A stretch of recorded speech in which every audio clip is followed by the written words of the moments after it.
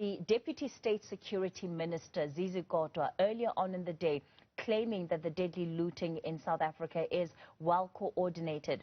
Today, News 24 reporting that former President Jacob Zuma's private spy, Thulani Dlomo, is being investigated for potentially instigating civil unrest. Well, let's talk about whether there are sinister motives behind the violence that we're seeing tonight. Ebrahim Fakir is an independent analyst. Ebrahim, a very good evening to you. Thanks for your time. I am going to resist the urge to ask you leading questions. Perhaps let me just begin. Let me begin by allowing you to reflect on this moment for us and what has been dominating your thinking process as you try and make sense of it. Well, Kathy, thanks. I mean, you know, one's not doing too much thinking, one's trying, but it's difficult in circumstances of this nature because of the concern and so on. But, you know, the truth is, I think the costs are inestimable at the moment. You know, while people are counting the costs of jobs, the cost of infrastructure, the cost of goods, the limitations on services, the impacts are only still going to be felt a couple months down the line in terms of production, in terms of distribution, and in terms of the ability to actually purchase, trade, commerce, and so on. But more importantly, if you think in a macro sense, the reality of what this means for us fiscally is that things that we thought might have been affordable, such as a continuation of grants, such as perhaps more subsidies into the future, perhaps incentives for investments and so on, I think those now literally disappear, because what this means for the fiscus is that there's just so much money that needs to be put back into the infrastructure and to rebuild it to from where we were, let's say, 5 days ago. And I think if we take that as point zero, we perhaps have set ourselves back at least 20 years. So basically, South Africa has set itself back 20 years in terms of budgetary allocations for recovering to a point just where we were 5 days ago. So that's the fiscal problem. Where is this revenue going to come from?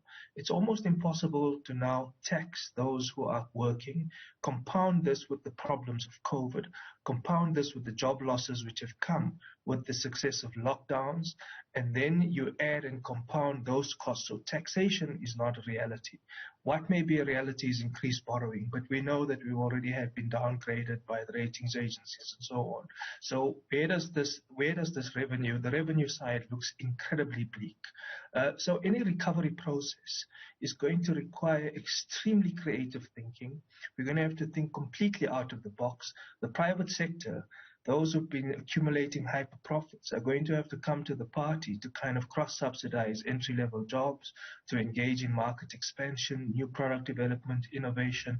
But all of that is a secondary question. Primary question is immediate reconstruction, and who knows how long that's going to take. Whether this is coordinated, to me it seems as if it is completely orchestrated. And who has the ability to do this? Well, it's people who have some level of skill in organization, politically, in the security services, in the criminal justice cluster in general. And if you think about South Africa's long history of incredibly violent crime, but cash in transit heists, hijackings, and so on, there's an incredible amount of logistics, planning, and method that goes into this. So clearly, behind all of this too, there is some level of organization and some level of orchestration.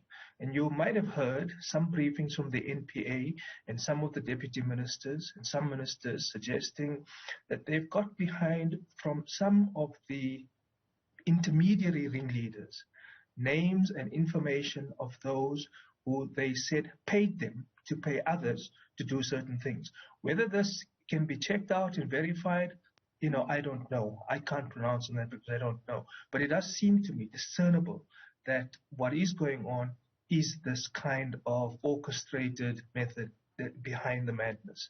One final point is that I think we've had a trajectory of these kind of protests but they're always motivated either by unresponsive counselors, by poor service delivery, or sometimes it's internecine internal faction fights, right? So we know that there's some motivations for these kind of spontaneous eruptions which happen. And on average, they sometimes happen 10 to 15 a month around the country.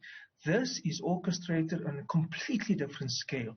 It's completely different in terms of rage, and it's completely different in terms of its reach. Now, to the extent that it's been limited to 2 provinces, perhaps have had some contagion effect. The thing is that it's been targeting very specific commercial, productive, and distributional entities, firstly. It affects supply chains not just immediately, but into the future. And there was a targeted attempt on some of the key infrastructure, which apparently has been thwarted. Whether this morphs and takes on new dimensions, one doesn't know. But there's a distinct difference between what has happened now and what has continuously been happening over the last little while. The final problem is that there is a continuing trajectory, unfortunately. If that's what's happening in society, at the level of government, what you've had is a facilitation of rent-seeking on the one hand and austerity on the other, but austerity in all of the wrong areas. So we need Ebrahim, austerity. Ebrahim, I'm going to just ask you to pause there on that point of austerity. We can begin with it after this quick break. We'll continue our conversation with independent analyst Ebrahim Fakir. He's just reflecting on this moment for us, weighing up the different elements that he believes are. Let's pick up on the question of austerity. And it's interesting that you talk about where we're going to get the money to come out of this situation, whereas austerity has been part of the order of the day. We were told by government to get out of the levels of poverty and inequality that we've been facing. Well, clearly, I mean, it's now a compounded problem. Given that we were already downgraded by the ratings agencies, the ability to go onto international capital markets and raise finance is now going to be incredibly constrained. What is perhaps left is the IMF, but you're then going to have to face the major conditionalities. It's going to reopen debates about sovereignty. It's going to reopen debates about what kind of reforms we can afford to manage in this country and what we can't. And perhaps that's one way of President Ramaphosa having to externalize the costs of reform, sending them outwards, and then fighting with factions in his parties and saying, my hands are tied. There's very little else that I can do. And so that's the reality of the situation we face. It's going to be incredibly costly for us as a society, but we've had the social costs coming. The austerity has been happening, but as I say, it's been happening in all the wrong areas, and I suspect that it's going to continue. Now, what we do have as society in general is to pressure the Minister of Finance and to pressure government in general to cut the perks, to cut the kind of extraneous expenditure that National Cabinet and government in general has engaged in. So they're going to have to trim the fat, and shouldn't be society as a whole which carry the cost, even though, I mean, as society, we have to take a long, hard look at ourselves, what we behave, how we behave, and how we try to explain away and justify what is frankly unacceptable behavior. Government has known about this problem for a very long time, the brewing, ticking time bomb of inequality. And despite the measures that are often announced to try